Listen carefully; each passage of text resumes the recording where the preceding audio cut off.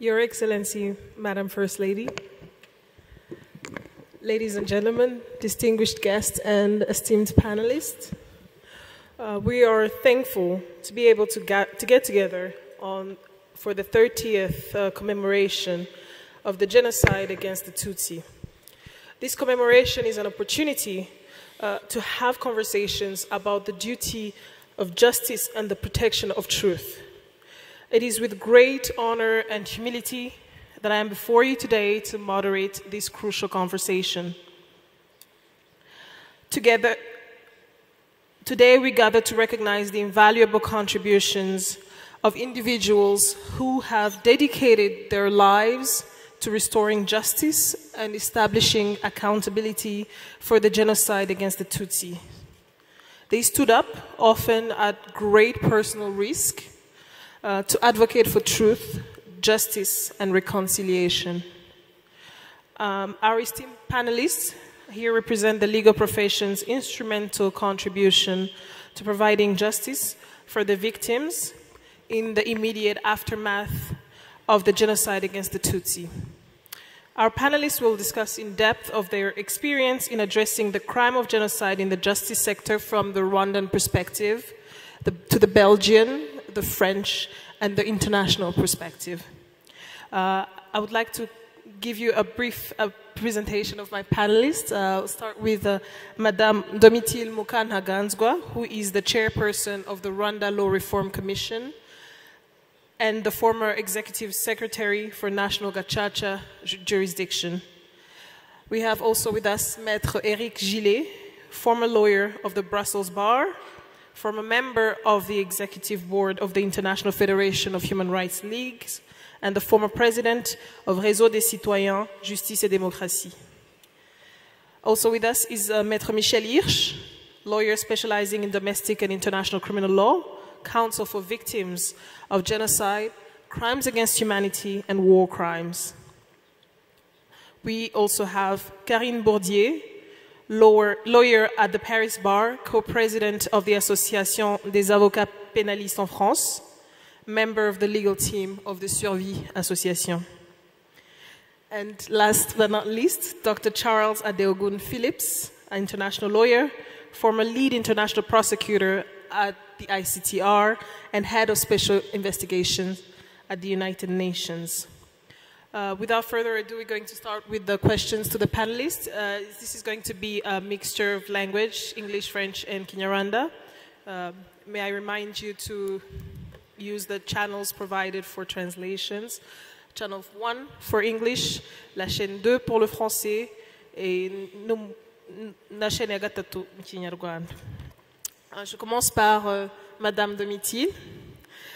Vous étiez la secrétaire exécutive de la juridiction nationale de Gacaca, qui a joué un rôle déterminant dans le contexte de rendre justice au Rwanda, immédiatement après le génocide contre le Tutsi. On aimerait comprendre un peu plus le processus judiciaire post-génocide qui a conduit au Gacaca. Merci, Madame la modératrice. Excellence, Madame la Première Dame, chers invités, chers panélistes, parler de la situation du système judiciaire au Rwanda après l'arrêt du génocide serait de donner en fait l'héritage ou bien les conséquences même du génocide. On a hérité une situation qui était telle que plus d'1 million de Tutsis étaient tués, tout le pays était jonché de cadavres.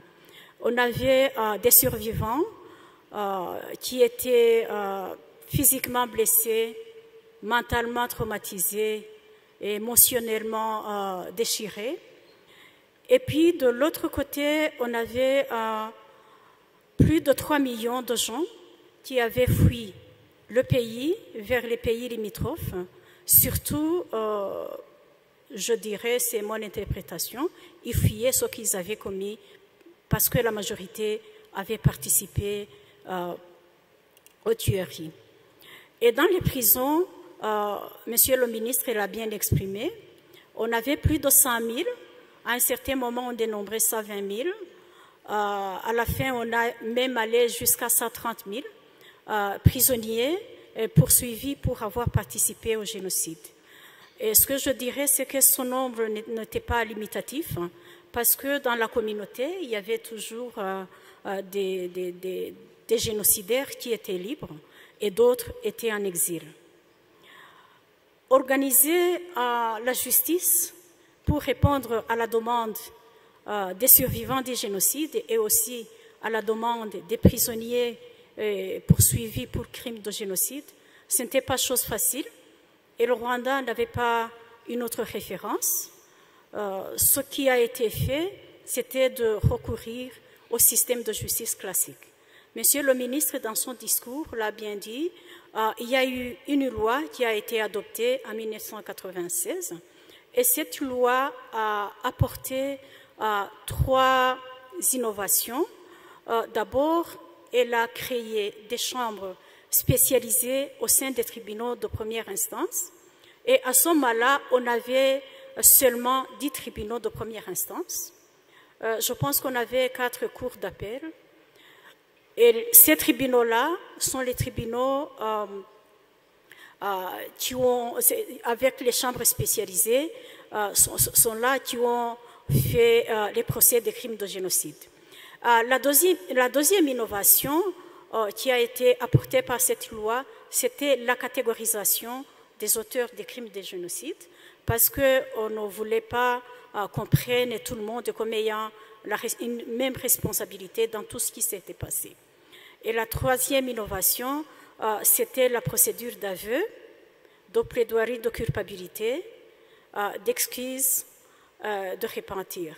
Voilà les 3 nouveautés qui ont été apportées par cette loi. L'autre problème qu'il y avait, c'était le problème du personnel judiciaire.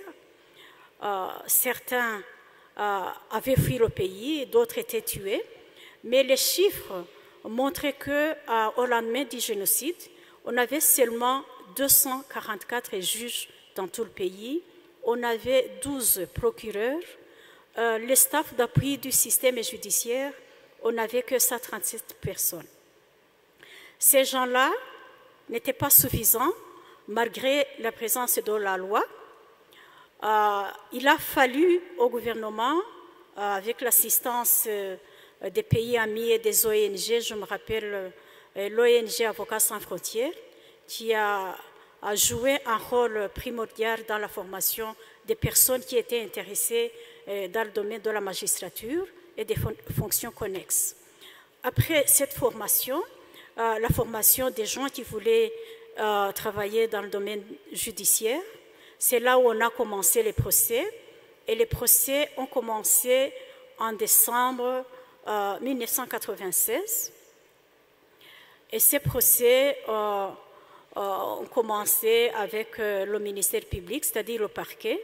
Et le parquet aussi avait établi des départements, c'est-à-dire des gens qui devaient travailler pour les dossiers de génocide. Les chambres spécialisées, au premier degré, ils ont commencé leur procès.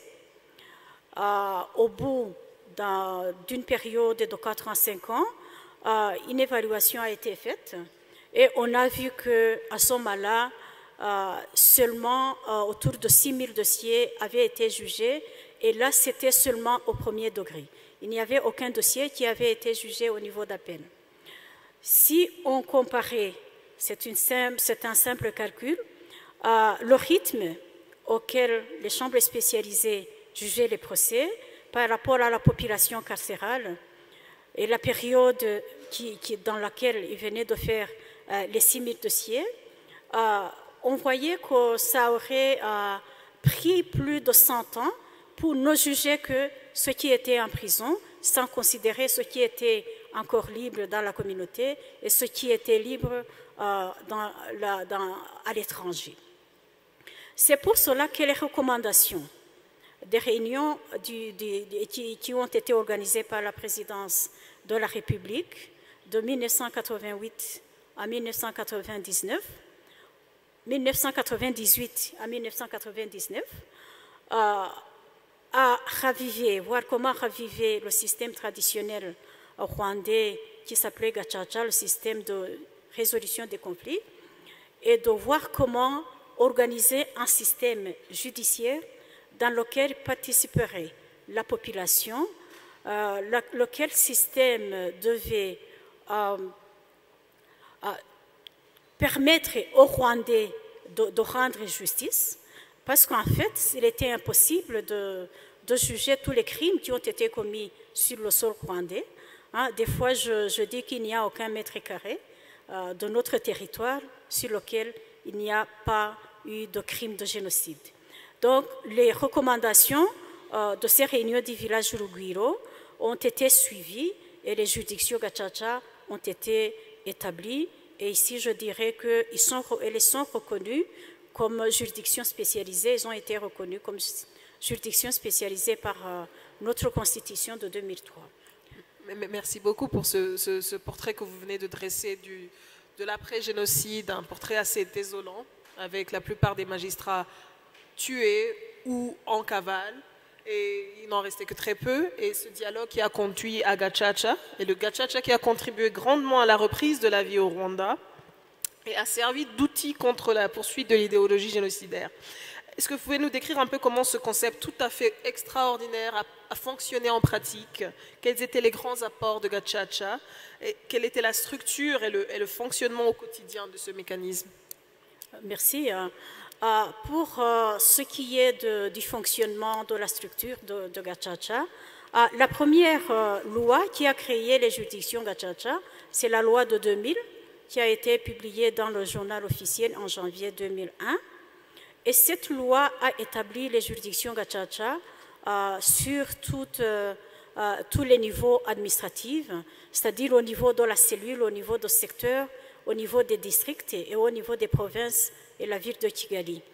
Et à ce moment-là, la juridiction Gacaca était composée de 24 personnes qui étaient appelées Inyangamugayo, et ils étaient directement élus par la communauté. Et parmi les critères de sélection, il y avait qu'ils ne doivent pas avoir participé au génocide et d'autres critères qui peuvent soutenir la candidature à être élue. Ce système-là a été établi et cette loi a reconduit le principe de la catégorisation des accusés et le principe de la confession de la plaidoirie de culpabilité. Cette loi a aussi permis de lancer les activités des juridictions Gacaca dans la zone pilote. En fait, je pense que le gouvernement a été prudent. On ne pouvait pas lancer le processus Gacaca à l'échelle nationale d'un coup. Il fallait d'abord, parce qu'il y avait beaucoup de résistance à l'intérieur du pays, chez les rescapés comme chez les prisonniers poursuivis pour crimes de génocide. Et la zone pilote a été identifiée sur base du seul critère du nombre de prisonniers qui avaient plaidé coupables, qui étaient prêts à raconter ce qu'ils ont fait, à raconter ce qui s'est passé là où ils ont passé, à raconter avec qui ils étaient, à raconter tout ce qui est en rapport avec le génocide dans leur localité. Et la phase pilote a été lancée dans une petite zone de 118 secteurs administratifs sur 1545 secteurs qu'on avait dans tout le pays. Et cette période a permis d'en tirer des leçons, surtout de voir comment la population répondait au processus, de voir comment les Inyangamugayo s'y prenaient, mais aussi de voir la réaction de la communauté internationale qui n'était pas du tout favorable au processus.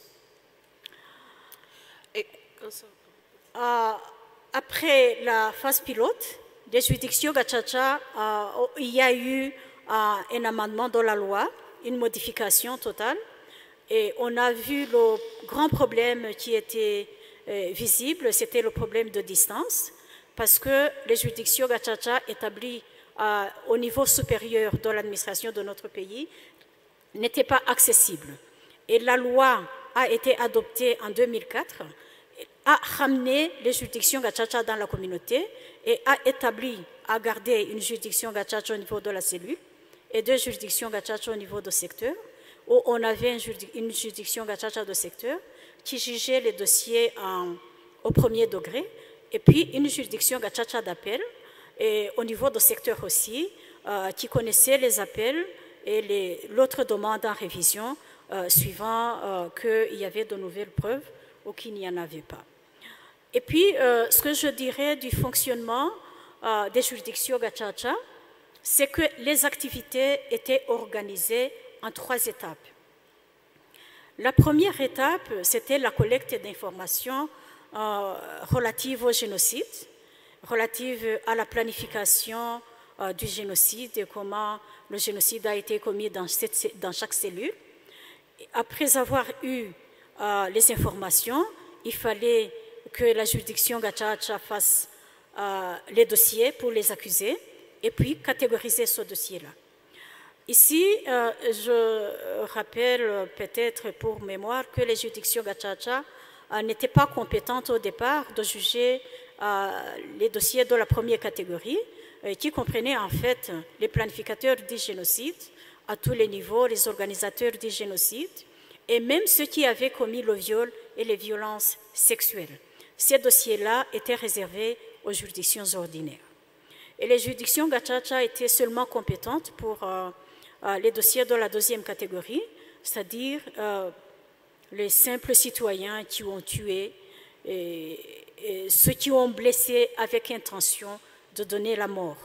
Et puis aussi les dossiers de la 3e catégorie, qui étaient des dossiers en rapport avec les biens qui avaient été pillés, qui avaient été endommagés ou détruits.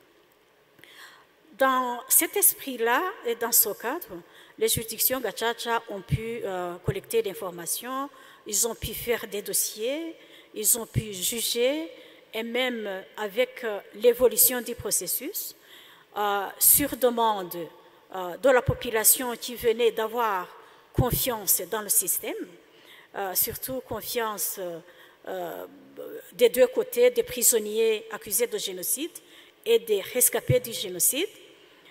Les juridictions gacaca, la population a demandé qu'on juge certains dossiers qui étaient pendant devant les juridictions ordinaires et qui n'avaient pas été jugés. Et même les crimes de la première catégorie, je dirais que même les juridictions gacaca ont jugé les dossiers de viol parce que les victimes de viol ont demandé, la plupart étaient contaminées de diverses maladies dont le VIH-Sida. Ils se disaient, si nos dossiers restent devant les juridictions ordinaires, ils vont prendre beaucoup de temps et finalement, nous mourrons sans avoir eu la justice. Alors là, on y a pensé avec le ministre de la Justice d'alors. On a décidé que si les victimes décident de porter leur dossier devant les juridictions gacaca, qu'on organise comment juger ces dossiers-là. Ces dossiers de viol et de torture sexuelle ont été jugés à huis clos en présence des conseillers en traumatisme. Bien entendu, il y avait aussi la sécurité était assurée. On était là parce que le service que je dirigeais était un service chargé de coordonner les activités de juridiction gacaca, chargé de former les inyangamugayo, chargé de donner du matériel aux juridictions gacaca et aussi de penser à ce qui pouvait motiver les inyangamugayo. C'est dans ce cadre qu'on était vraiment près des juges, qu'on était près des juridictions, qu'on était dans la population, qu'on était avec les victimes et qu'on était aussi avec les accusés. On a fait, pour réussir le processus, on a réussi à rencontrer tous ces gens-là, les rencontrer chez eux, les rencontrer dans les prisons, les rencontrer à travers les associations dont ils étaient membres. Et le processus a fonctionné comme ça, du début à la fin. Ça a pris à peu près 10 ans. Et on a clôturé, on a commencé en 2002 et là, on a clôturé les activités des juridictions Gacaca en 2012. Merci. Merci beaucoup. Et quand vous parlez de l'évolution du processus de Gacaca depuis la loi de 2000 jusqu'à la conclusion des procès de Gacaca en 2012, ça révèle une sorte d'apprentissage constant, essayer d'évoluer, de s'adapter aux défis. Et même si le Gacaca était après tout un très grand succès, vous avez dû rencontrer des défis énormes et très spécifiques au contexte rwandais. Quels étaient ces défis et succès au niveau international avec les organisations internationales et la communauté internationale qui poussaient le Rwanda à suivre leurs directives et aussi au niveau national les défis et succès, mais aussi au niveau micro sur le relationnel entre personnes dans la société rwandaise. Je vais commencer par les défis. Le premier grand défi qu'on a rencontré, c'était la présence parmi les Inyangamugayo d'un grand nombre de personnes qui avaient eux aussi participé au génocide. Quand on a commencé à collecter les informations, on a eu autour de 46 000 Inyangamugayo sur 160 000. C'est un grand nombre qui nous a fait refaire les élections pour les remplacer. L'autre défi, c'était tout le long du processus, c'était la persistance de l'idéologie génocidaire qui amenait certaines personnes à intimider les Inyangamugayo, à tuer les rescapés, à tuer les Inyangamugayo et à tuer les témoins. Je me souviens l'année 2007, c'était une année catastrophique pour le pays. On a eu beaucoup d'Inyangamugayo qui ont été tués. On a eu beaucoup de rescapés qui ont été assassinés. Et cette période-là, on a eu aussi beaucoup de matériaux des juridictions Gacaca qui ont été détruits ou qu'on jetait dans les toilettes. Et on était obligé de refaire avec l'assistance des autorités de base et de reconstituer l'information. Là sont les deux grands défis. Et l'autre défi, je dirais, c'était l'incompréhension de la communauté internationale. Je recevais beaucoup de gens avec les autres dirigeants du pays, beaucoup de gens qui défiaient le processus, qui disaient que ça n'allait pas marcher, qui disaient qu'il vaut mieux procéder à l'amnistie générale des auteurs des crimes parce que ça ne pouvait pas marcher, qui ne comprenaient pas, qui essayaient de confondre le génocide à d'autres crimes et qui osaient même parler de double génocide. C'était la négation totale de ce qui s'était passé. Mais là, la solution était simple. On était prêt à s'asseoir avec eux, à leur expliquer et même parfois leur montrer la réalité de ce qui s'est passé. Et je pense que la lutte contre l'idéologie génocidaire, c'est un combat qui doit continuer. On va vivre avec. Heureusement qu'à l'intérieur du pays, tout le monde connaît que ce n'est pas toléré. Pour les facteurs encourageants qui ont conduit au succès des juridictions Gacaca, je dirais la volonté politique en premier lieu et le soutien inconditionnel de son Excellence le Président de la République, qui a même lancé lui-même les activités des juridictions Gacaca 2 fois. La zone pilote, il l'a lancée au Parlement, et puis la phase nationale, il l'a lancée au camp Kigali. C'est vraiment un soutien et un encouragement qui a fait que tout le monde qui était impliqué dans le processus se disait ne pas avoir le droit à l'échec. L'autre facteur encourageant, c'était la collaboration étroite de toutes les institutions du pays et l'abnégation des Inyangamugayo, bien entendu, et le courage et la détermination des rescapés à participer au processus. Aussi, je ne manquerai pas de dire les détenus qui étaient prêts à plaider coupables, à dénoncer et à raconter ce qui s'était passé. Ces facteurs-là étaient des facteurs encourageants et quelques membres de la communauté internationale qui ont été à nos côtés, surtout qui ont contribué financièrement à différentes activités, Gacaca. Merci beaucoup, Madame Domitila. En parlant de la communauté internationale, la Belgique fut le premier pays en dehors du Rwanda à confronter un peu la réalité du génocide contre les Tutsis. Et Maître Gillet, vous avez grandement œuvré pour les premiers procès de génocide en Belgique. Cela en partie dû à votre connaissance de la situation au Rwanda, de l'avant-génocide dans le contexte de votre travail. Vous étiez en mission humanitaire, vous avez mené des enquêtes sur les abus de droits de l'homme du régime Habyarimana. Est-ce que vous pouvez nous décrire un peu la situation au Rwanda dans les années précédant le génocide et ce contexte préparant au génocide? Je vous remercie.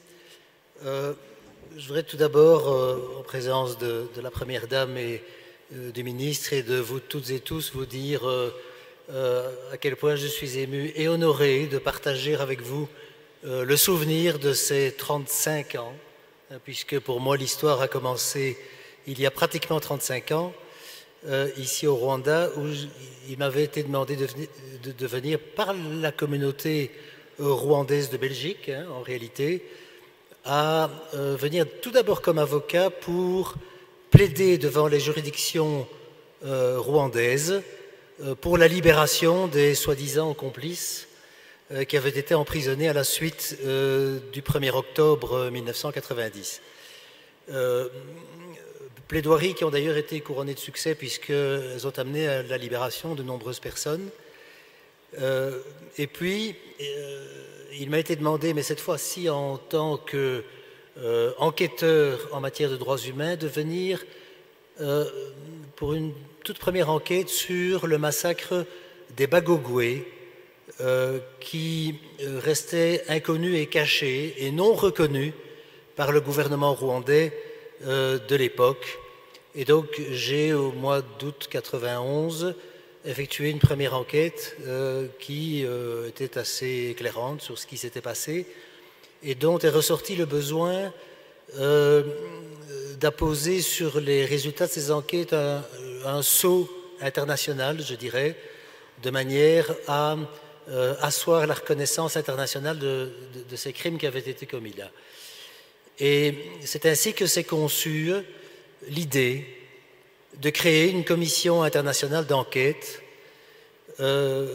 entre 4 ONG, une africaine, une européenne, une américaine et une canadienne.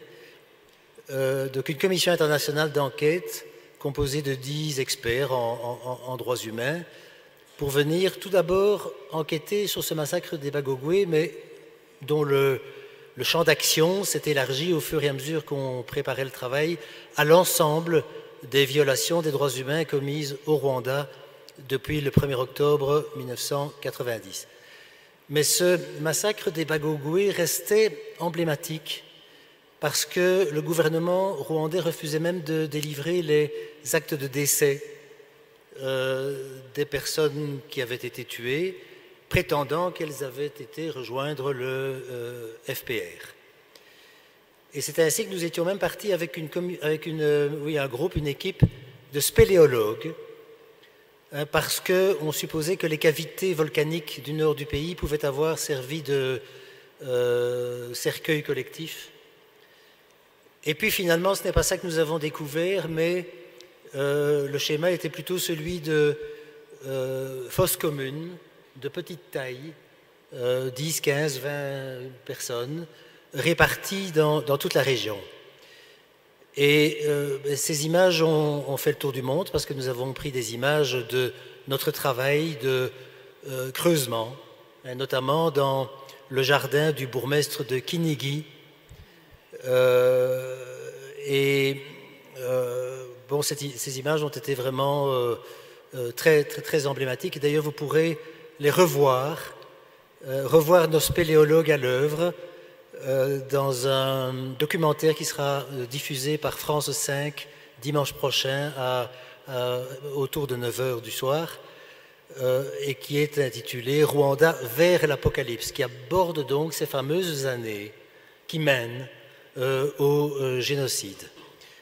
Alors, cette commission internationale d'enquête, outre ce qu'elle a pu faire pour ce massacre très emblématique des Bagogwe, que nous qualifierons d'ailleurs de crime de génocide, ce que nous avons pu faire en plus de cela, c'est mettre au jour la manière dont les massacres dans l'ensemble du pays avaient été structurés, avec un massacre très, très significatif qui était celui du Bugesera, où pour la première fois on voit l'articulation entre tous ces acteurs qui seront à l'œuvre dans l'ensemble du pays pendant le génocide. La presse, les services de l'État, toutes les collectivités décentralisées, comme les communes, les secteurs, les cellules, l'importation d'Interahamwe, puisqu'ils existaient déjà à l'époque, l'importation d'Interahamwe de l'extérieur, un peu comme ça s'est fait à Boutaré pendant le génocide, pour mener à bien des massacres. Et on remarquait que dans l'ensemble du pays, ça fonctionnait plus ou moins de la même manière, notamment en constatant que les massacres suivaient les frontières administratives. Donc l'implication des autorités locales était fondamentale, puisque si un bourgmestre s'engageait dans des massacres dans une commune, il y avait des massacres, et puis 100 mètres plus loin, dans la commune voisine, si le bourgmestre ne suivait pas, eh bien rien ne se passait. Nous sommes également les premiers à avoir mis le doigt sur ce document qui était tout récent lorsque nous sommes venus au Rwanda en janvier 1993, qui était le fameux document de l'armée définissant l'ennemi. Document qui sera absolument fondamental pendant le génocide, puisqu'on verra au cours des procès qui se dérouleront partout, au tribunal international, mais aussi en Belgique et en France et ailleurs, à quel point cette notion d'ennemi a été déterminante pour structurer la propagande du génocide. Et on analyse ce document dans notre rapport et on indique à quel point il est important, à quel point il permet de comprendre ce qui est en train de se passer au Rwanda. Et c'est justement sur la base de vos enquêtes d'avant le génocide qui ont aussi formé les premiers procès en Belgique, quand vous meniez votre combat pour sensibiliser le public et commencer ces tout premiers procès, qui ont même commencé bien avant les procès au Rwanda. Est-ce que vous pouvez nous dresser un tableau de cette expérience, les enjeux de ces premiers procès et les défis que vous avez eu à relever? Oui, alors le fait qu'on se soit beaucoup occupé de la situation pré-génocidaire et qu'on soit très informé de ce qui se passait au Rwanda nous a bien sûr permis de suivre le génocide en étant très informé de ce qui est très conscient de ce qui était en train de se passer. Et encore une fois, avec les Rwandais de Belgique, dont M.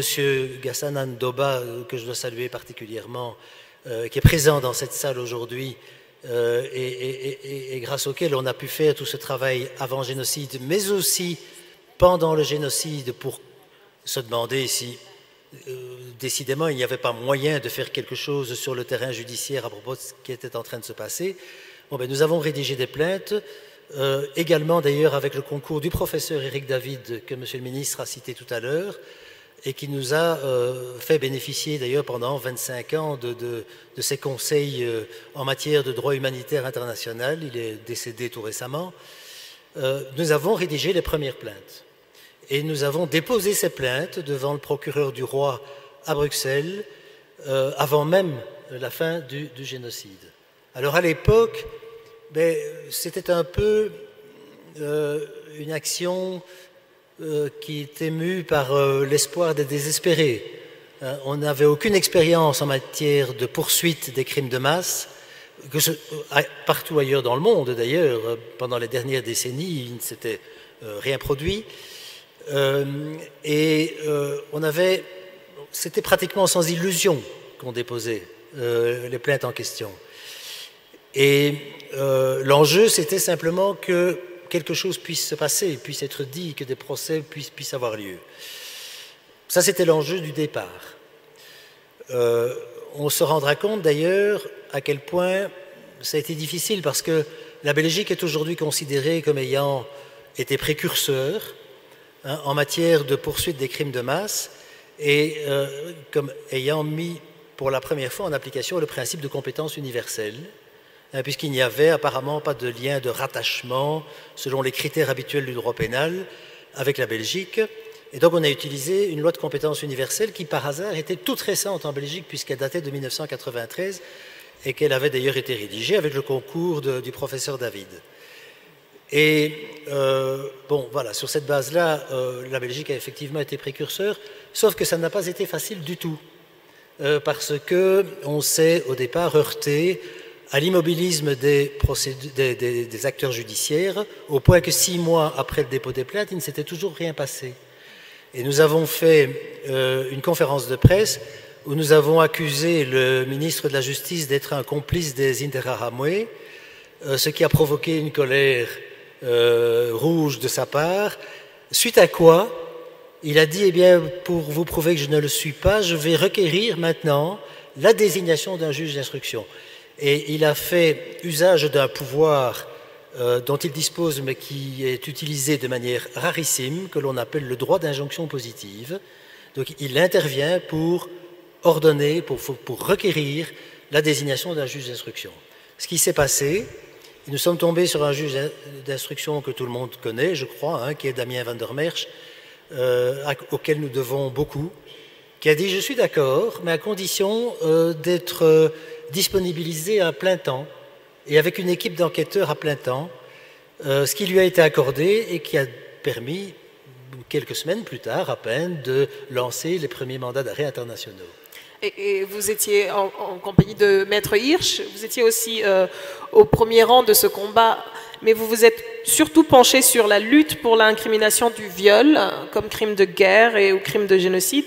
Pouvez-vous me parler aussi des grands points de ce parcours? Qu'est-ce qui vous a mené à cet aspect du génocide en particulier? Les défis rencontrés et les succès, dans la mesure où on peut parler de succès sur un sujet aussi lourd et difficile? C'est une grande question.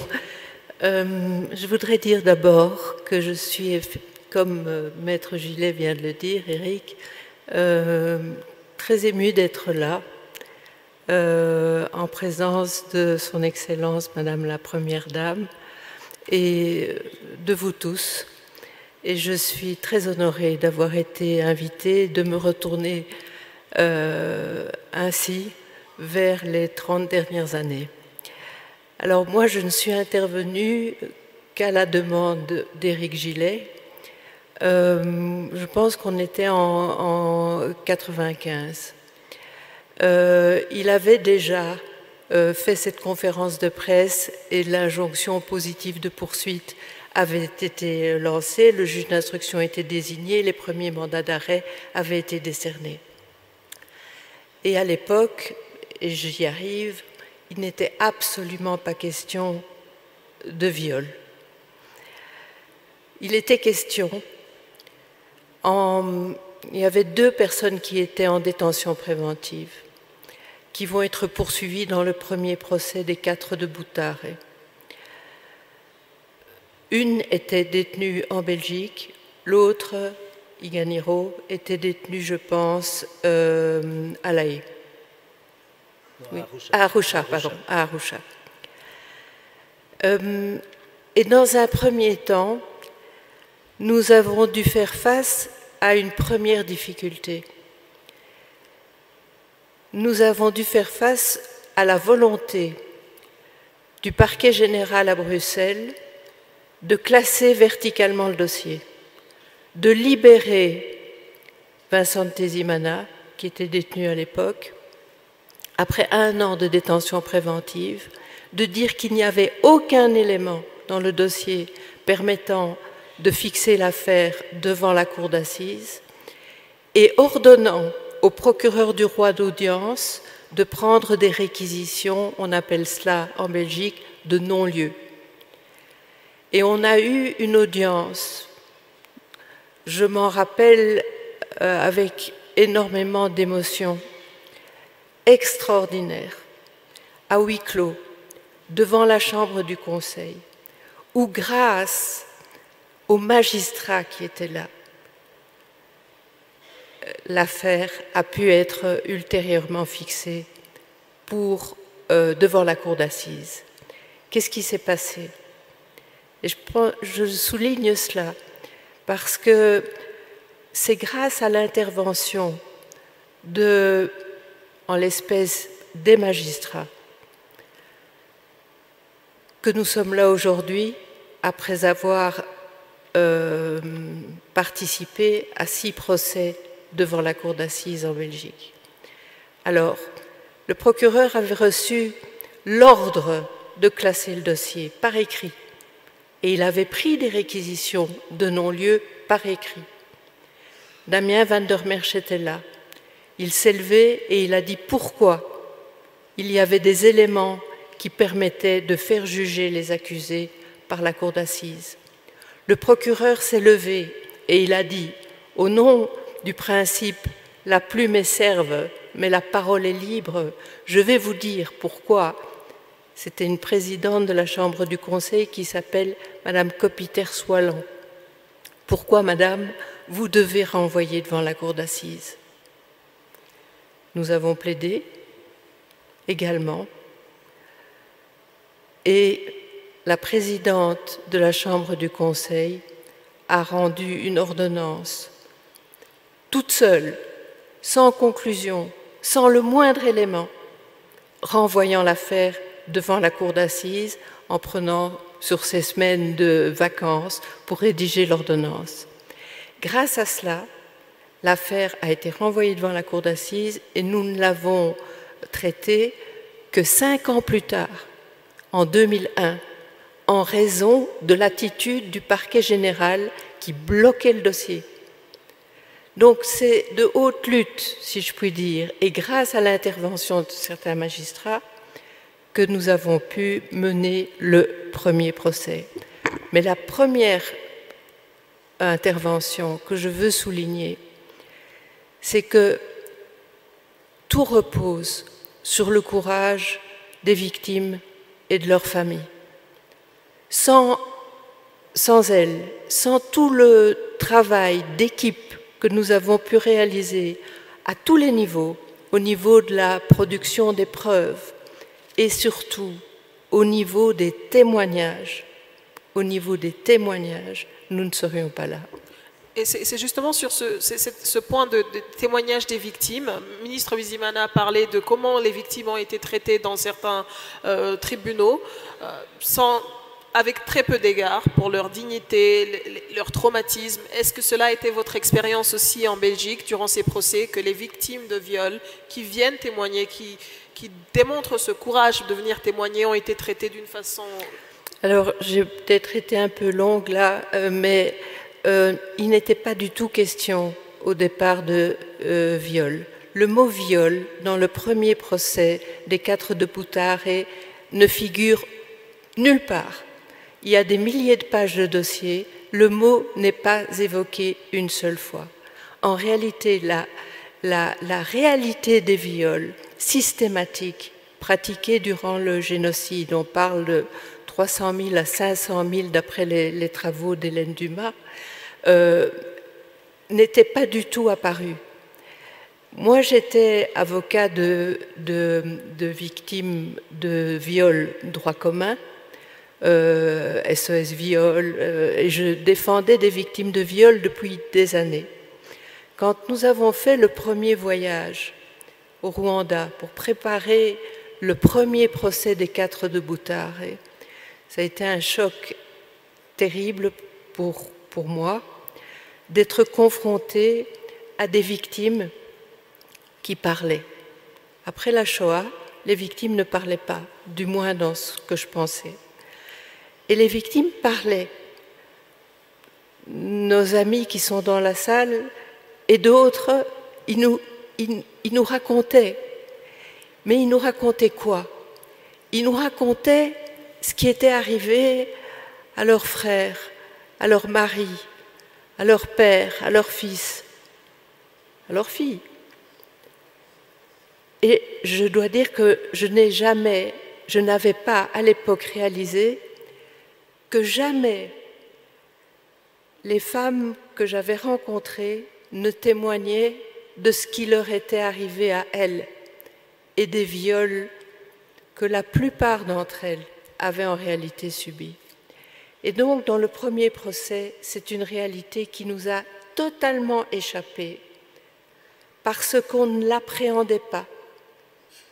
On ne l'appréhendait pas.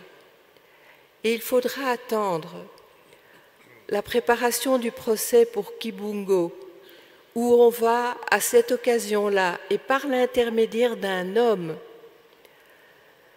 qui va témoigner du corps des femmes transpercées par qu'il déterrait des fosses, c'est cet homme-là qui, en présence des femmes qui nous accompagnaient et qui étaient victimes elles-mêmes, qui nous a parlé des viols. Et à partir de ce moment-là, nous avons appréhendé la réalité des viols systématiques qui avaient été commis durant le génocide, viols aussi avant le génocide, avec une impunité totale, avec une idéologie pré-génocidaire qui visait spécifiquement les femmes, Tutsis, la propagande, les 10 commandements du Hutu, dont les 3 premiers articles sont consacrés aux femmes. Et nous avons commencé, alors que les accusés n'étaient pas poursuivis pour viol, nous avons commencé à amener des témoignages et des expertises également. Et il faudra attendre le procès de Nkezabera, je pense que c'est en 2009, pour la première fois, Nkezabera a été poursuivi pour viol comme crime de guerre. Alors c'est un procès un peu spécial parce que Nkezabera, et le temps passait, et il passe encore plus aujourd'hui, était gravement malade. Le procès a eu lieu par défaut. Mais Nkezabera était en aveu pour toutes les infractions, sauf une, les viols. Et pour les viols, il avait défendu une thèse qui est assez banale et habituelle, le consentement des victimes. Il a été condamné par défaut à 30 ans, il a fait opposition et puis il est mort, donc il est mort innocent. Et puis, il y a eu le procès Neretse qui n'était pas poursuivi pour viol, et puis il vient de se terminer le procès Touaïroy, qui lui était poursuivi pour la première fois. Ce procès s'est terminé en décembre, à la Noël, après plus de 2 mois et demi de procès devant la cour d'assises. Il a été condamné à la réclusion à perpétuité, c'est la première condamnation à perpétuité en Belgique. Il était poursuivi pour des viols avant le génocide, des viols pendant le génocide, commis par lui-même et par les Interahamwe qui étaient sous ses ordres, donc l'ordre de commettre les viols. Et il a été condamné grâce, de nouveau, au témoignage des victimes. Il y a eu énormément de femmes qui ont eu le courage, parce que témoigner, vous le savez, c'est revivre. C'est revivre ce qu'elles ont vécu, et elles le vivent sous les yeux des accusés. Elles le disent devant les accusés, sous l'œil des accusés.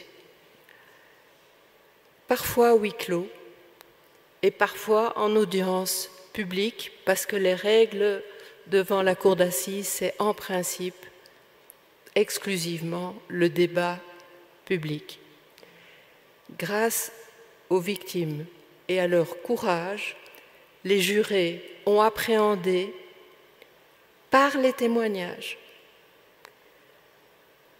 les viols génocidaires, véritablement, des viols de nature génocidaire. Je dis génocidaire, bien que le droit international ne prévoit pas cette incrimination de viol génocidaire. Il y a des viols comme crimes de guerre, il y a des viols crimes contre l'humanité. Il n'y a pas encore de viol génocidaire. Mais ça n'empêche, c'était vraiment... la motivation de la cour d'assises est extraordinaire parce que les jurés ont parfois même entendu le silence des femmes dans les viols. Parce que devant la cour, certaines femmes n'ont pas eu la possibilité de le dire pour elles-mêmes, mais on les entendait quand même. Et l'accusé a été condamné pour absolument tous les faits pour lesquels il était poursuivi.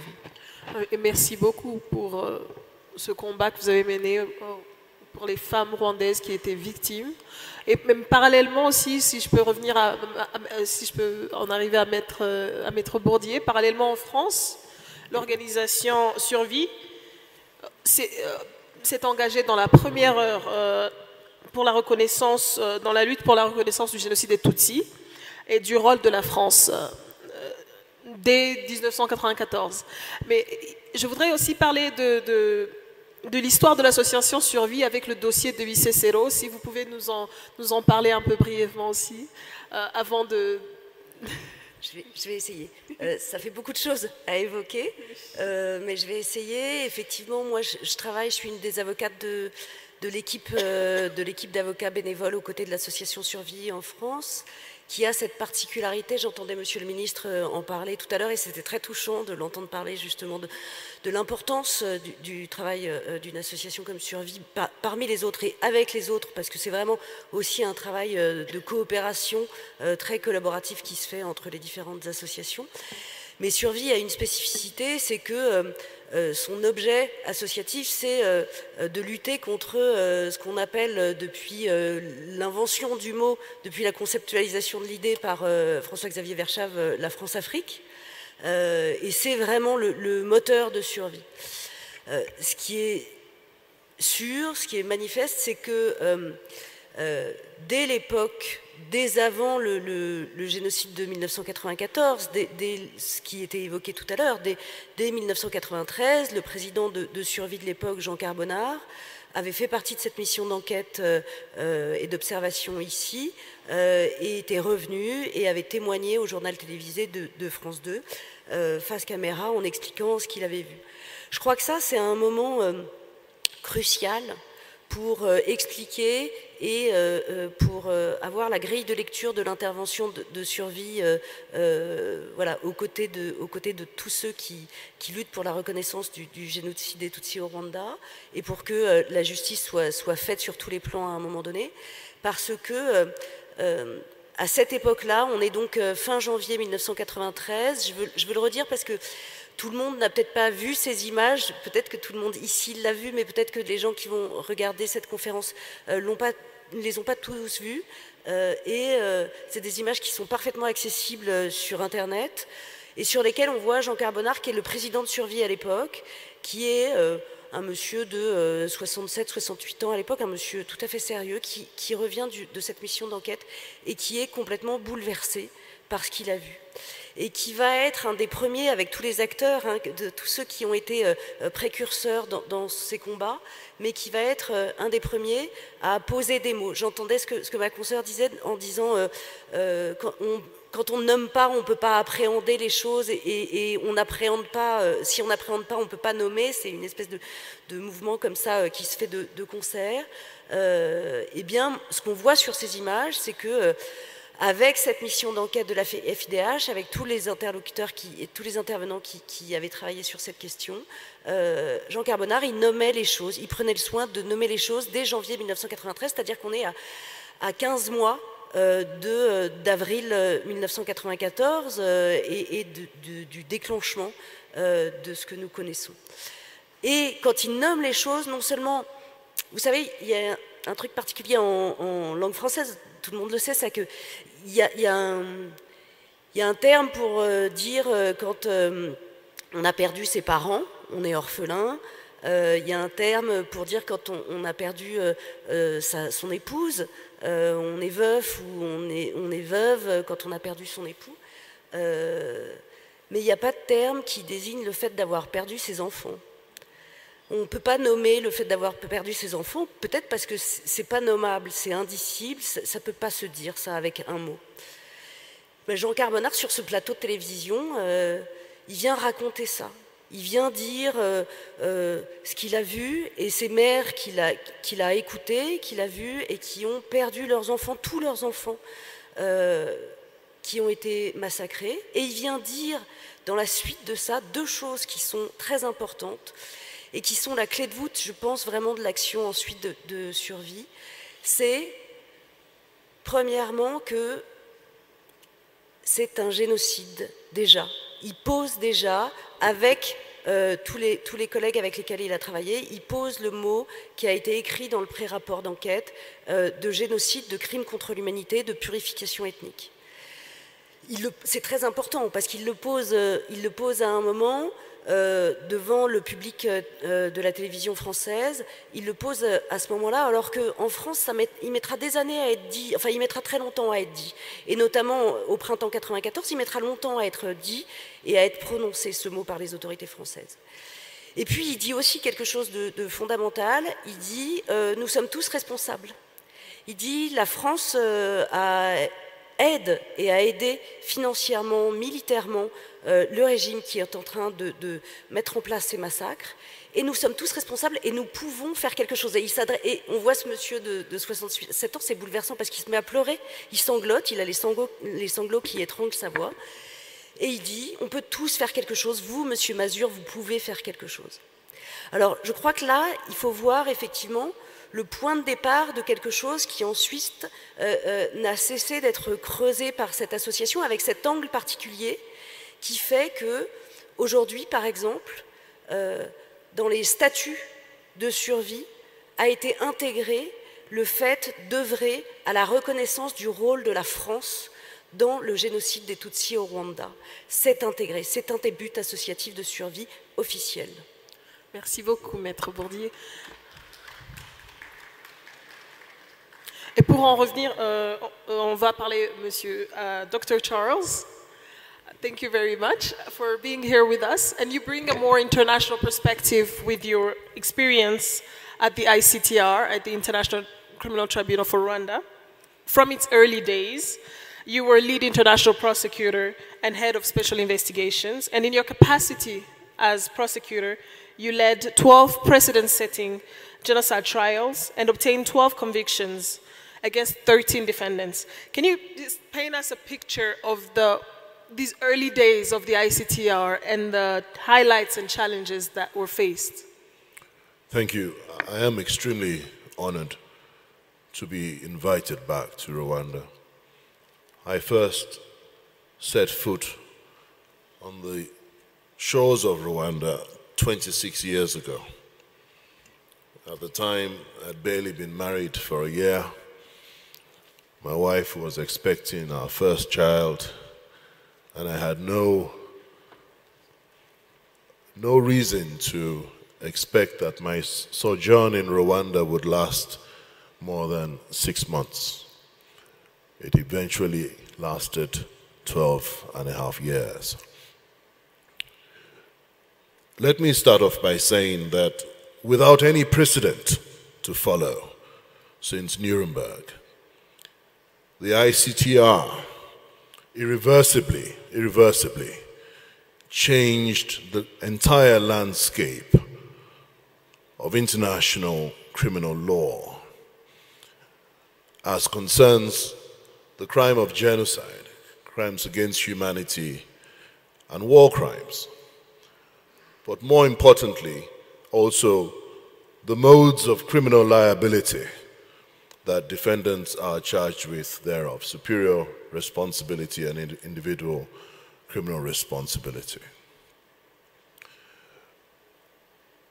There was no precedent for the work that we did, and when the minister was speaking earlier and my colleague from the Gacaca process, I was very quickly able to identify with many of the comments because there was no experienced genocide prosecutor in January 1998 when I landed in Kigali.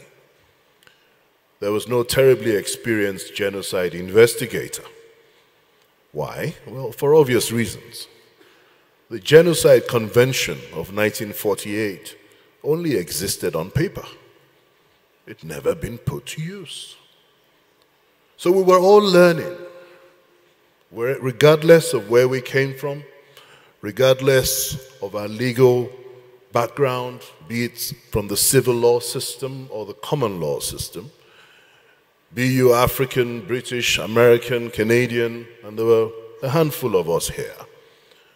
No one had ever done this before. So there were bound to be challenges. There were bound to be criticisms. But you needed to have been in our shoes to understand the challenge, the humongous challenge that we were faced with. And I've divided some of those challenges. Now I'm looking back 26 years when I first started this work as a young 32-year-old rookie lawyer. I probably had been a lawyer for 4 years when I landed in Kigali. And I've divided these challenges into 3 parts: institutional challenges, procedural challenges, and practical challenges. I only have 20 minutes to speak to you this afternoon, and I will try to address those 3 challenges in that time, with a lot of difficulty, of course. The first institutional challenge that we as prosecutors faced was this: who bore the greatest responsibility for the genocide? Why did we face this challenge? Because the preamble, the statute of the ICTR, reserved the investigation and prosecution that the tribunal was dealing with only for the ringleaders. We were never interested in the foot soldiers. And you've just heard talk being made about 6,000 cases in the local Gacaca system. Well, we needed to have the Gacaca system because we were not going to deal with more than a handful of 70 indictees. In fact, at the end of the day, I think we dealt with just over 70, or maybe 80. 62 of them were convicted for genocide and crimes against humanity. Of those 62 individuals, as you heard, my team and I obtained the convictions of 12 of them. So 20% of the tribunal's work we undertook with great success. Now, in determining those who bore the greatest responsibility for the genocide, quite a few things were considered. Their position in government or in the military, their status, the geographical region that they emerged from. I was leading 2 areas. In those days, we called them prefectures in Rwanda. I led the prosecutions from the Kibuye prefecture in those days and the Bugesera region and the Kigali Rural prefecture. If anybody knows anything about the genocide, you'd very quickly realize that those were the 2 main areas in Rwanda that suffered the highest casualties during the genocide: Kibuye and the Bugesera region. And in determining those who bore the greatest responsibility for the attacks on Tutsis in those regions, there were a foray and a myriad of considerations that had to go in. Do we go after the military? Do we go after the religious leaders? Do we go after the political leaders? Do we go after the local leadership? And even if we go after the leadership, at what level or strata did we want to go after those people? The second challenge related to apprehending suspects. And closely tied to apprehending suspects was the issue of state cooperation. Now, we all know that international tribunals don't have police forces of their own. We have no law enforcement powers. So we ultimately have to rely on the cooperation of member states in the UN and in the world to help us arrest the fugitives. Well, we know the story that not all the countries in the region were interested in supporting our work in relation to arresting fugitives. The ICTY in the former Yugoslavia was no exception. But when we finally overcame that challenge, one of the highlights of the ICTR, as opposed to the ICTY, was this. Unlike the ICTY, the ICTR was terribly successful at apprehending the top echelons of Rwandan leadership, and not the foot soldiers.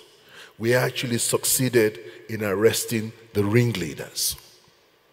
The ICTY was not that successful at the beginning. Towards the end, they got the leadership in, and they started with the foot soldiers. We always had the leadership. So one of the very first detainees that we had in Arusha was Clement Kayishema, Obedru Zindana, Dr. Elisafani Takuturomana. Alfred Musema joined them shortly afterwards, and the like. Now, we had some challenges in relation to gender-specific crimes. And a lot has been said about this. But unfortunately, the reality of life and wars is that wars are not only fought on battlefields, but they are also, unfortunately and sadly, fought on the bodies of women. Now, we came across quite a few challenges in this, and I identify with one of my panelists when she seemed to suggest that there existed a culture of silence. But before we start to talk about the culture of silence, one of my experiences in investigating and preparing for the prosecution of Mika Muimana, which I led in 2004 rather. The Mika Muimana case had to do with a serial rapist. And one of the witnesses that we had shortlisted in that case had given a very robust statement about her witnessing the rapes of other women. And when I went to see her with my assistants and my team, I then asked her a very obvious question. Well, Madam, how was it that you were able to witness all these rapes occurring without you being raped yourself? At the time, I had a young colleague by the name Florida Kabasinga. Florida had been my intern when I prosecuted the Intakitu Romana case 3 years before. She had now come back to the tribunal as a fully fledged staff member. And for the first time in the prosecutions, I had the benefit of having a native Kenya-Rwanda speaker. For some reason, this woman felt very comfortable with Florida. And when I asked her that question, she turned and looked at Florida and said, "Can I be honest with you?" So I looked at Florida and I said, "What's she saying?" And she goes, "Calm down." And then she said to Florida, "In Kenya, Rwanda, actually I was raped." I noticed Florida's countenance changed. And I'm not understanding what they're talking about. I'm looking at her, what's going on here? She says, "Calm down." So she calls me aside and says, "Actually, Charles, she was raped." And I'm like, "She was? Well, why didn't she say? Can I ask her?" She says, "Yes, you can." So I went back and I sat down with her. I says, "Madam, why do we have a witness statement that doesn't mention the fact that you were raped?" Again, she turns to Florida, almost like seeking approval. Should I answer? And then she says, when the investigators came to interview me, and they interviewed me 3 times, they were all men. They were all male investigators. And I didn't feel comfortable talking to men about being raped. Now, we had gone there with a team full of ladies, by the way, not knowing what had happened during the investigation. That already tells me one of the challenges about investigating gender-specific crimes. But she didn't stop there. Her pseudonym was AB, Witness AB. Witness AB then spoke to me through my assistant and said, "Actually, I am ready to testify about the fact that I was raped, but on one condition. And that condition is, you tell Mr. Prosecutor that I will testify about my own rape so long as he can guarantee me that my husband, my new husband, my present husband, who I never told about being raped, will never find out." I looked at Florida and very quickly I said, "Yes, I know we have the most robust witness protection measures at the tribunal. And we have beautiful rules that protect witnesses and give them pseudonyms. But that was one guarantee that I was not willing to give. You know why?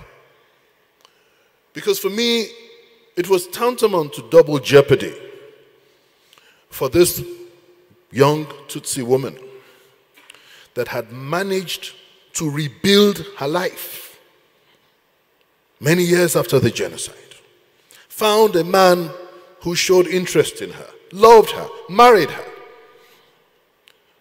And for me, in one fell swoop, sitting on the lakes of Lake Kivu in Kibuye in a guest house, to take a decision that, well, yeah, I need your testimony so much. You come, I'll guarantee you. It was a risk I wasn't willing to take. So I dropped her. Painfully, I dropped her as a witness. But that experience with her showed that first, there is a culture of silence. And because there is a culture of silence, obviously, because culturally, rape is not what African women want to discuss, whether we're talking about Nigerian women or Rwandan women or Ethiopian women. Therefore, certain mechanisms have to be put in place to be able to deal with investigations and prosecution of sexual violence or rape.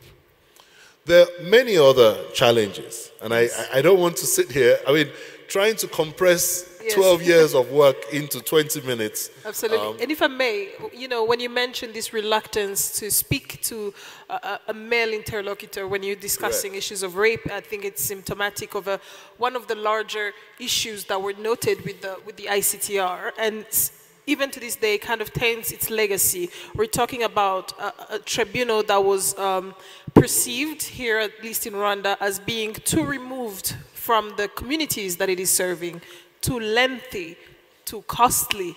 did it deliver justice? So I was wondering, in light of this experience, these 12 years you're trying to compress, and with the benefit of hindsight, looking back, do you believe the ICTR was like a perfect model, as there's some lessons that could have been learned?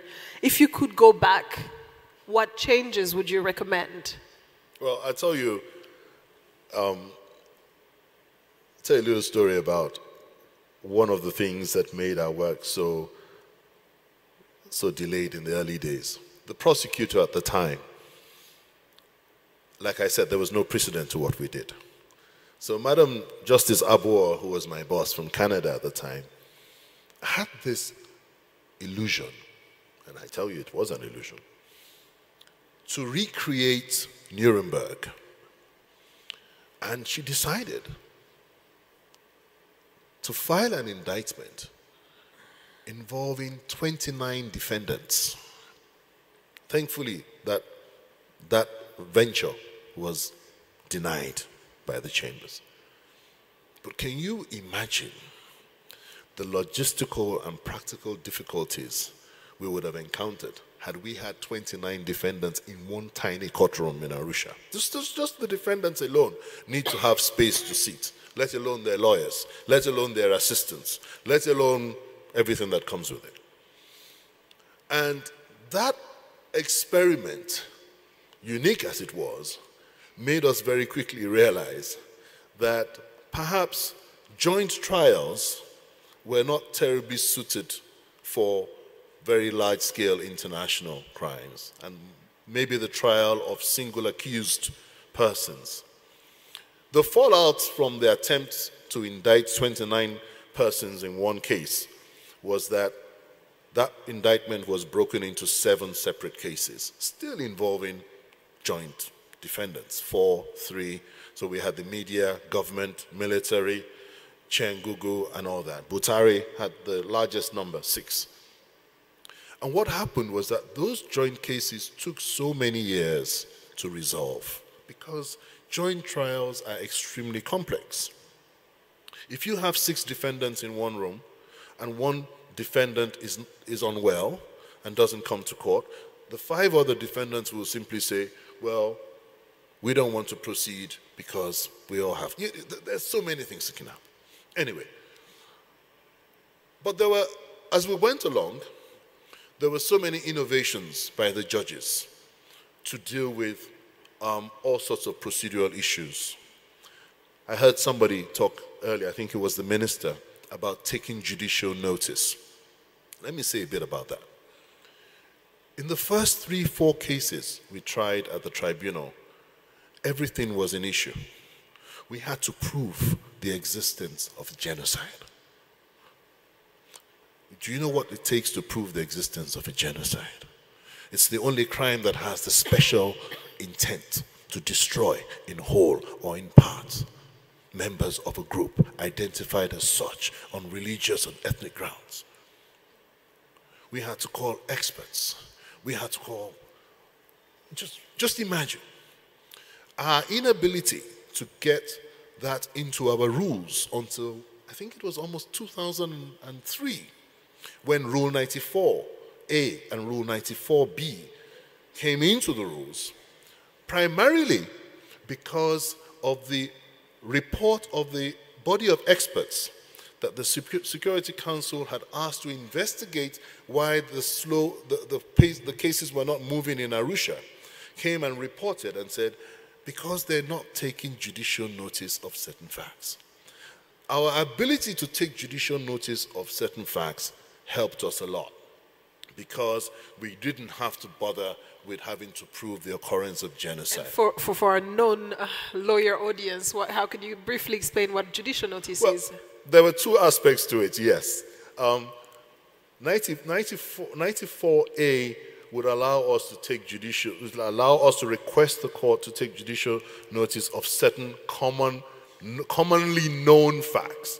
So what's a commonly known fact? Well, a commonly known fact, for example, is there existed a Tutsi group in Rwanda there existed an ethnic group in Rwanda known as Tutsi. There existed an ethnic group in Rwanda known as Twa. It's a commonly known fact we know we don't have to call evidence in that. 94B went a step further and allowed us to ask the court to take judicial notice of previously adjudicated facts. That was the bomb. Because what that allowed us to do was to rely on previous judgments of the tribunal, either at the ICTR or at the ICTY, that had found that genocide had occurred in Rwanda. It was a previously adjudicated fact. The only proviso is that that adjudicated fact cannot be contested at any level. In other words, it had to have been resolved on appeal. So once the Akiyesu case had gone on appeal, that was already an adjudicated fact. Tutsis were targeted. Tutsis were targeted based on their ethnicity. There was a common plan in Rwanda. The plan was all over the country, and it involved action of state. Those were adjudicated facts. I no longer had to call Alison DeForge, for example, to stand in a witness box for 4 days to prove the existence of a genocide. So that in itself was very helpful in moving the process forward.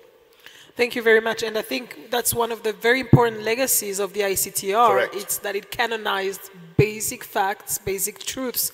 And even as we see a resurgence of genocide denial as well, it's important to always go back to these facts that were established and determined in the ICTR. And when we speak of legacy, I would like to go back to Madame Donatil. Que pensez-vous quel était l'héritage? Est-ce que vous pouvez nous dire très brièvement de ce que vous trouvez quel était l'héritage en ce qui concerne l'héritage de Gacaca, en ce qui concerne la responsabilité pour les atrocités de masse et génocide? Est-ce que vous pensez que le modèle Gacaca, même si on aime bien dire plus jamais ça, never again, les atrocités de masse continuent d'être perpétrés, le génocide continue d'être perpétré. On a parlé des indices de génocide en RDC, par exemple. Est-ce que vous pensez que le modèle de Gacaca est un modèle qui peut être exporté? Quel est cet héritage qu'il nous laisse? Merci. L'héritage de Gacaca pour notre pays particulièrement, je dirais que c'est la fin de l'impunité, qui était même parmi les missions qui étaient assignées à Gacaca lors des discussions du dialogue au village Lugwiro. C'est la fin de l'impunité. Et deuxièmement, l'autre héritage, c'est que la réussite, le succès de Gacaca a prouvé que les Rwandais ont le destin du Rwanda entre leurs mains. On est capable, tout ce que nous voudrions achever à faire, nous y parviendrons, donc vouloir ses pouvoirs. Pour ce qui est de la communauté internationale, un seul héritage, c'est que la répression des crimes de masse, de génocide en particulier, est possible. Et qu'il n'y a pas une seule solution. Parce que ceux qui décourageaient, ceux qui n'appuyaient pas, n'acceptaient pas le système, disaient qu'il fallait absolument aller dans le système classique ou bien donner une amnistie générale. Mais on a prouvé que même les systèmes issus de notre culture, les systèmes qu'on utilisait avant, les systèmes surtout africains, peuvent aussi servir de modèle pour eux et pour les autres.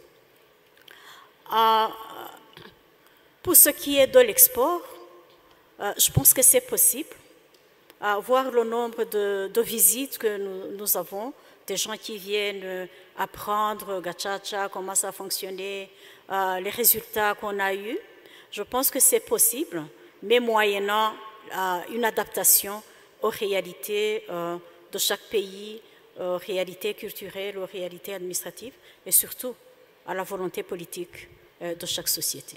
Merci beaucoup. Et pour clôturer cette discussion, Maître Hirsch et Maître Gillet, je voudrais un peu parler très brièvement pour ensuite donner la parole au public de cette résurgence du négationnisme, des faits déjà établis, mais il y a une résurgence qu'on voit du négationnisme et de l'idéologie génocidaire la plus virulente quelle en a été votre expérience depuis les premiers procès jusqu'à présent? Vous avez vu une évolution de ce négationnisme? Dans les premiers procès, la défense n'était pas négationniste, objectivement, je dirais. C'était une défense type droit commun. L'accusé n'ayant pas participé à tel fait, se trouvant ailleurs à tel moment, ce n'est pas une défense négationniste. Dans le dernier procès, et l'affaire Neretse aussi, on a eu comme une véritable défense négationniste. Pas seulement négationniste, c'est également une défense presque de rupture par rapport à la légitimité de la Cour et des jurés. Alors c'est une défense aussi extrêmement agressive par rapport aux témoignages des victimes ou des témoins en général, dès lors que les témoins et les victimes ne défendent pas les thèses négationnistes. Ce sont des audiences vraiment extrêmement agressives. Extrêmement agressives. Et alors la procédure en Belgique, c'est devant un jury populaire, n'est-ce pas? Donc c'est 12 citoyens du monde, belges, qui vont juger d'accuser du crime de génocide. Et évidemment, ça implique une certaine vigilance. Et nous avions pris l'habitude, Éric Gillet et moi, de faire une déclaration préliminaire aux jurés dès le premier procès de 2001. Dans cette déclaration préliminaire, on prévient les jurés de ce qu'ils vont vivre, de ce à quoi ils vont être confrontés, du fait qu'ils vont avoir envie de se boucher les oreilles, de fermer leurs yeux, de ne pas entendre, de ne pas voir, bref, de ne pas être à même de juger. Bon, le premier procès, on n'était pas sûr d'y arriver. C'était aussi la première fois pour tout le monde voilà. Mais on y est arrivé. Et alors, quel est le rôle d'une défense négationniste par rapport à des jurés qui, au bout de 2 mois de procédure, ont entendu les témoins de contexte, ont entendu les victimes, ont vécu les témoignages en live. Les jurés n'ont pas accès au dossier répressif, ils n'ont pas accès aux documents, ils n'ont que ce qu'ils entendent et ce qu'ils voient, que ça. Eh bien, dans le dernier procès, l'accusé a été condamné à la réclusion à perpétuité. C'est la réponse du jury à une défense négationniste. Oui, et c'est très encourageant de voir que les gens peuvent voir à travers tout le bruit que font les négationnistes, parce qu'en fait, la situation présente, c'est une lutte assez constante. Et je voudrais juste parler un peu plus très brièvement à Maître Bourdier, qui, dans l'association, œuvrait dans un climat en France qui était très hostile et d'un négationnisme assez actif. Est-ce que vous pouvez nous en parler un tout petit peu jusqu'à ce que... Oui, alors je rejoins ma consoeur Maître Hirsch sur le fait que moi j'assiste depuis quelques années à une reviviscence du propos négationniste assez importante en France, qui ressort de façon décomplexée très librement. Parce que, tout à l'heure, quand vous me posiez votre question qui était trop large pour que je puisse vous répondre sur tout, mais vous évoquiez Bicécero. Le dossier de Bicécero, par exemple, qui est un dossier qui tient au départ par le courage inouï de 6 rescapés de cette colline dans la région de Kibouye qui osent déposer plainte et qui osent déposer plainte pour mettre en cause le comportement qu'a eu l'armée française lors de l'opération Turquoise à leur encontre en les abandonnant au sort des génocidaires et au sort des massacreurs, ce qui pose ensuite tout le débat que nous avons par rapport à l'intervention de l'armée.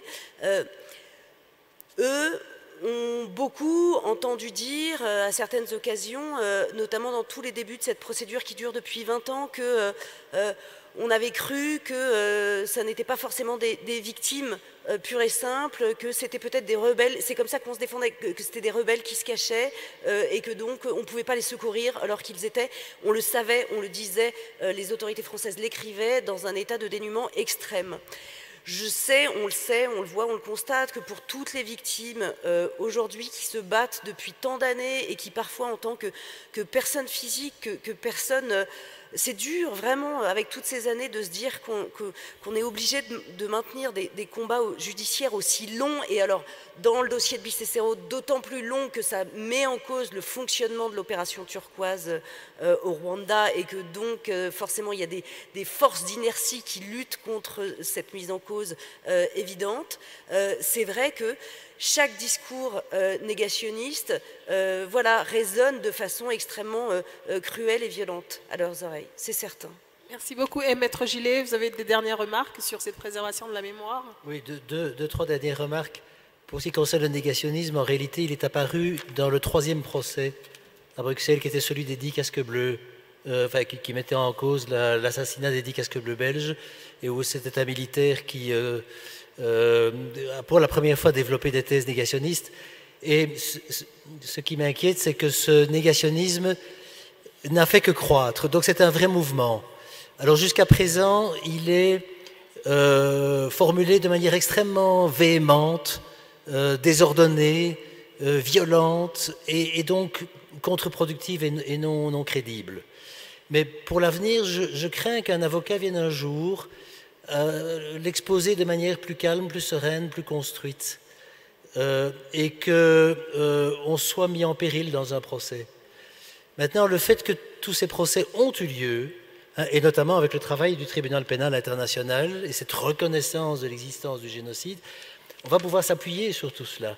Mais il ne faut pas le croire acquis, définitivement. Alors, je voudrais, si vous me permettez, encore faire deux petites remarques. La première, c'est pour rebondir sur ce que M. Charles a dit à propos du rôle des divers acteurs.